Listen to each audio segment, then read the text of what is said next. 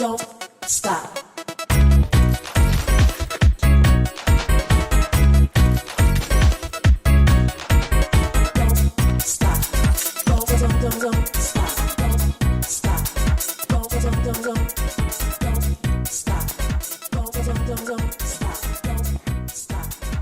Hello and welcome back, everyone. I am your host, John Estep.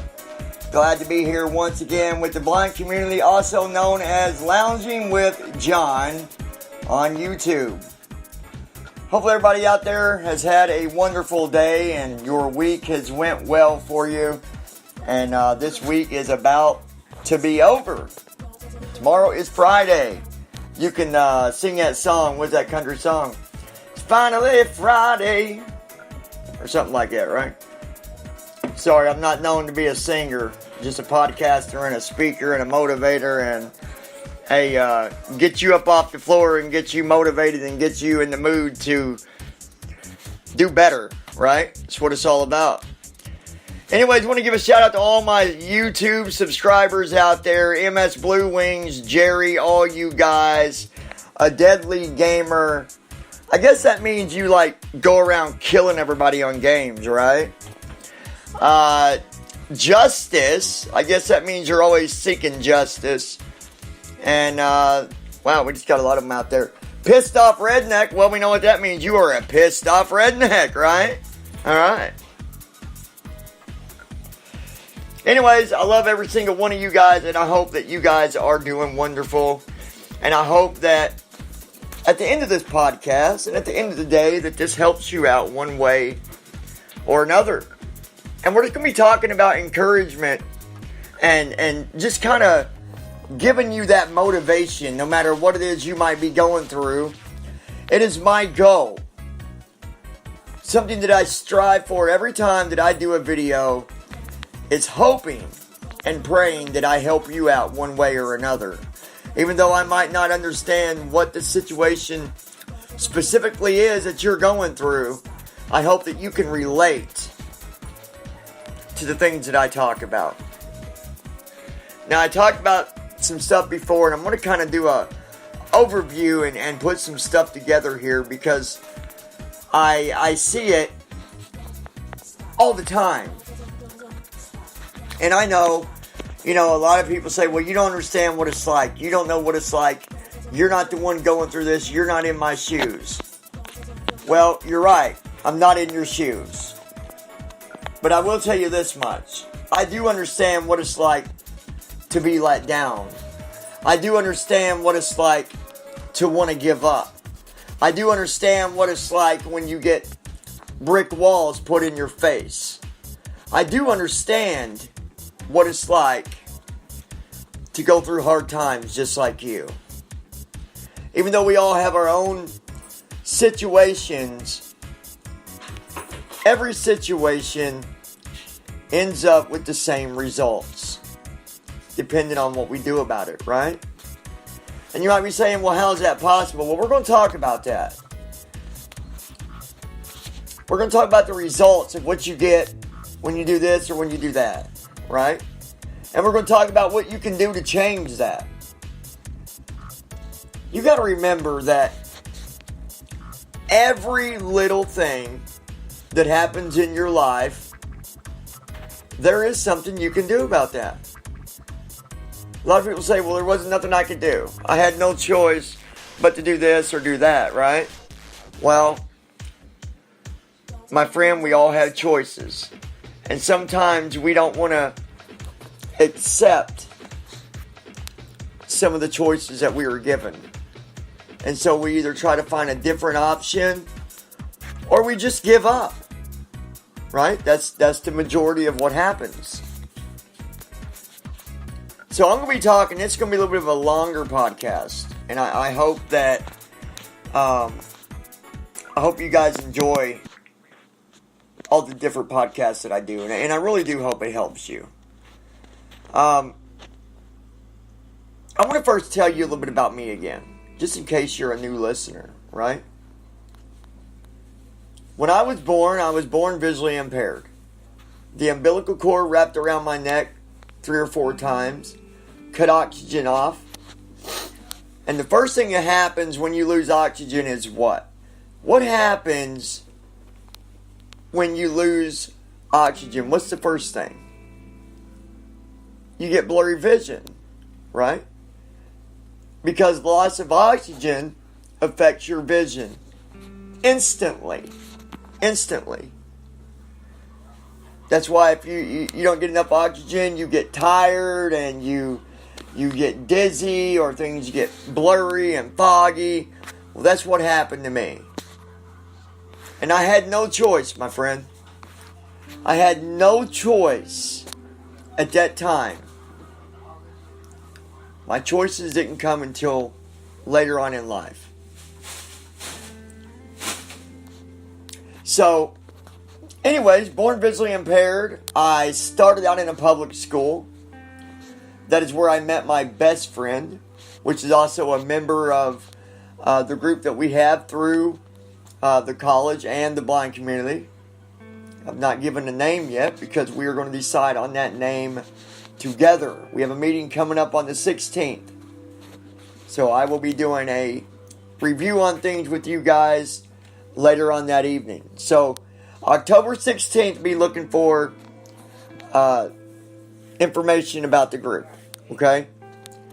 I wanted to do some stuff on the internet, but I can't today. So we got to skip that because my net is down. That's another podcast altogether. I'm going to be talking about this new internet service, and it really sucks. And unfortunately, there's choices, but I don't like any of the choices that I have. Anyways, started out in public school for about a year. Then my parents decided, well, my mother, because my father walked out on me when I was not even old enough to walk. So it was left all up to my mother. Every bit of it. So, I don't want that. They keep on giving me this goofy music. So my mother was given one option. And that was take care of me. That was her only option. She had to do it. Well, I guess the other option would have been just don't worry about it and let me go into a foster home or something like that. But she didn't. However, I was sent to, I consider it as a private school or a somewhat private. I was sent to a blind school. And when I first started out, you know, I really wasn't going about not accepting who I was and all that. But when I started to get older, 9, 10 years old, 11, is when things really started kicking in. I did not like the fact of being visually impaired. I did not like the fact of me having to be away from home all the time. You know, going to a blind school, for most of people that go to them, they're there Monday, Tuesday, Wednesday, Thursday, go home on Friday, home Friday evening, home Saturday, back to school on Sunday. So Sunday to Friday was my life away from my family, away from my mother, away from my friends outside of the blind world, the blind community, right? And it really started sinking in. I did not like it, and I was not going to accept it. I said, no way will I accept this. No way. And that led to, guess what? Me getting in trouble. I was constantly fighting in school. I wasn't necessarily starting the fights, but when one would come looking for me, I was ready to knuckle up. And I did that many, many times. I got myself a reputation in school. That was nothing but trouble. Don't go around that guy. He's no good. Don't date that guy. So, that reputation was worse than what they call the nerd reputation. You know, because I had this horrible reputation.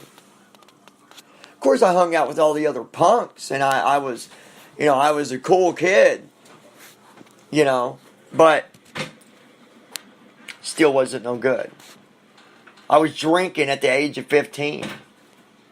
Seriously. I was sneaking liquor to the school. I would hide it up in the ceiling because they had them tiles, them square, like, I don't know what they call them, but they're like a styrofoam almost, right? And I would hide stuff up there, cigarettes and liquor and, dumb stuff. So, at the age of 16, guess what? Guess what I did? I told my mom I want out. Now, in most cases, she would have said no, but I was always getting kicked out of school and suspended. I'd been suspended once to where I was getting private school. I would go to a place close to home and sit with the teacher one-on-one, and that would be my day. That didn't last long either. And every bit of them, every single mistake that I made was because of one choice.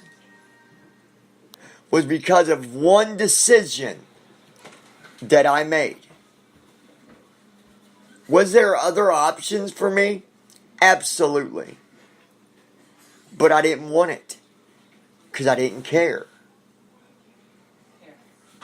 I only took the one option, and that was I was not going to accept who I was. Wasn't good enough. I'm not blind. I wouldn't even want to talk about it in public to other people. When someone would bring it up, I would get so mad. I would yell at my sister for even saying it. Why do you even have to say, oh, he goes to a blind school, or he can't see? Why did you say that? And for another 3-4 years, I was all over the place. I didn't live with my mom. I was out at 16. I lived with my sister, then I lived with my cousin, then I'd go over here and over there. At one point in my life, I even spent a week in a homeless shelter in Kentucky. I know that's hard to even picture, but I did. And it was all because of one foolish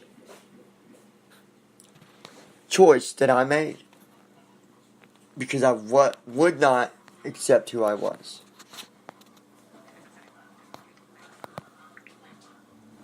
Over one choice that I made affected and destroyed my childhood life. It doesn't bother me today because you can't let your past affect your future. I want you to remember that. You cannot let your past affect your future. Because if you do, my friend, you are going to go down the same road. It was at the age of 21, 22 that I decided it was time that I accept who I am. That I accept that I'm visually impaired. That I accept that I can't drive. That I accept that I don't have a license. That I accept I'm not like everybody else, right? And the reason is because I got my kids' mom pregnant. And I knew that it was time for me to get myself together. Because it wouldn't be fair. It wouldn't be fair to an innocent child, bring an innocent child into this world and be as immature as what I was. Now, even though I was only 22, I started accepting who I was and, trying to figure out what I'm going to do. And I told myself, Alright, I'm going to go back. I'm going to get my education. I'm going to do this. It took me over 10 years to complete that goal. Because I let everything else kind of get in the way, and I just got off track and I forgot.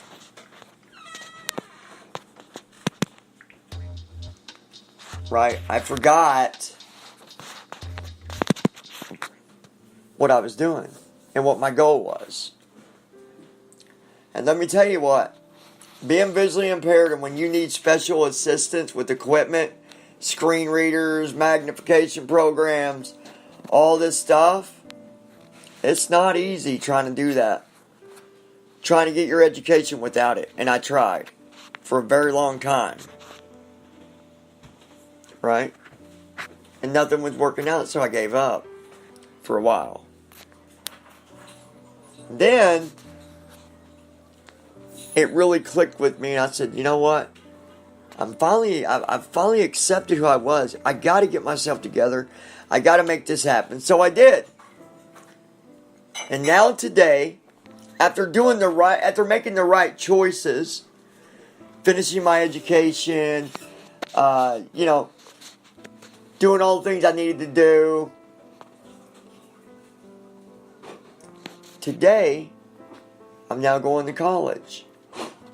And all that goes back to one simple choice.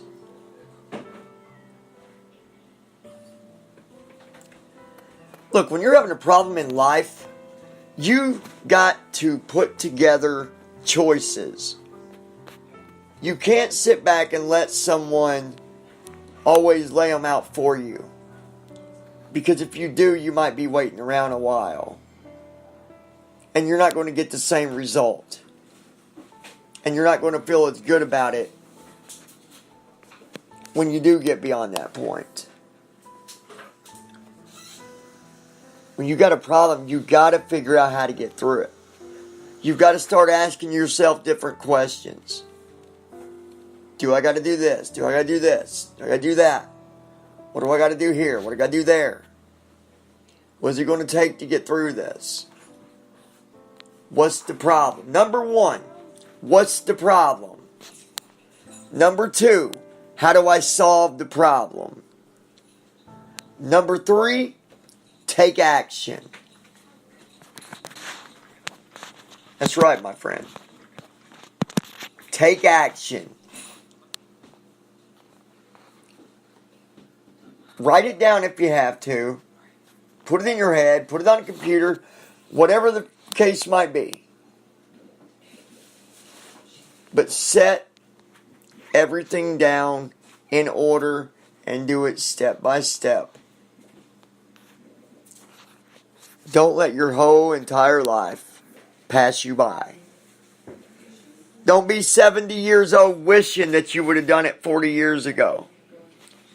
Even in my case, don't be 39 years old wishing you would have done it 10 years ago. I should have been in college 7, 8, 9 years ago. But I am very proud of where I am today. And I'm very proud of my accomplishments. And I'm very proud of everything that's going on with what I'm doing now. And the only reason everything is working out the way that I want is because I'm doing it. I'm not letting anything get in my way. Look, I won't even miss class. I have made that clear to myself and also to anyone that gets me there. I say, under no condition will I miss class. So I have more than one driver because I have to. That way, if the first person can't do it, the second can. If the second can't, the third can. I have about, 1, 2, 3, 4, at least 5 different people that can drive my vehicles. Right?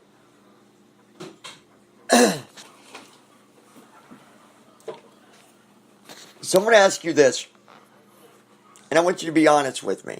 Be honest with yourself. Are you happy where you are today? I'll say it again. Are you happy with where you are today?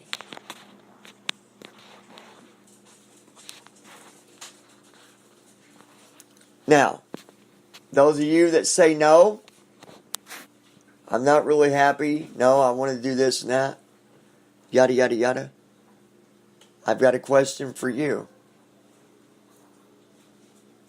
What are you going to do about it? What are you going to do about it? Are you going to take action? Because guess what, my friend? I believe in you. No matter who you are, no matter what disability you have, no matter what problems you might be facing in life, I believe in you, and I believe that you can do it. I believe that you can do it. I believe that you can complete every goal that you set for yourself. I've not even met you, possibly. And already I believe in you. I already believe and know for a fact that you can indeed do it.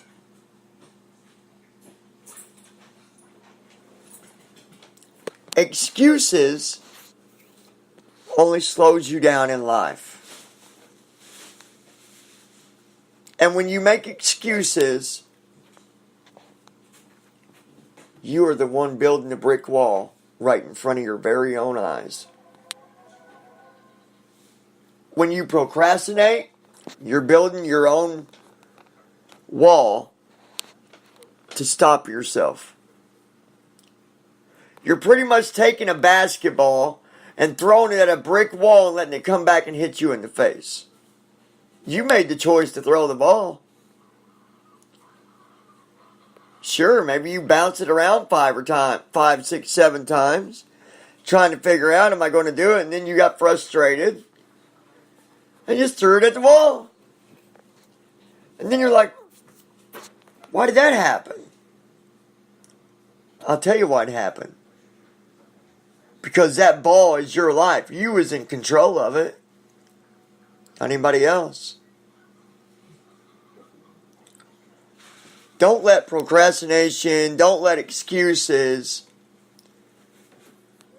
be your goals in life. Because if that's what's going on right now, then that's what they are. And you're only tearing yourself down. You know, I didn't think about that for the longest time. But think about it. If you keep on making up reasons why you can't do something, isn't that crazy? Because you are building this wall that's going to stop you. All by yourself, you are building the letdown that life is giving you. You are. Nobody else. I know sometimes we'll get mad and we'll look to try to blame other people. I used to do that all the time. I would do something and then I would try my hardest to not blame myself. And every now and then, I'll even make, little bitty mistakes. Like, Dad,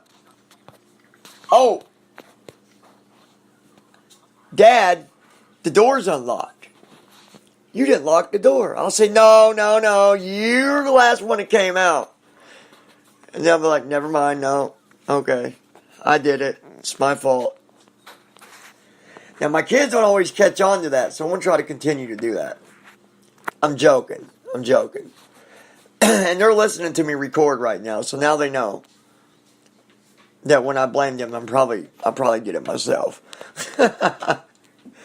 But seriously, did you ever think about that? Honestly. I know you might be saying, oh, whatever, Mr. Obvious. It is. But did you ever think about it that way? Did you ever think about all the things that are happening are all the things that's causing you to not be able to complete a goal is usually because of you allowing it to happen? And I know some might not like me saying it, and some might say I'm wrong, and some might say no, he doesn't know what he's talking about. But it's true. Ask anybody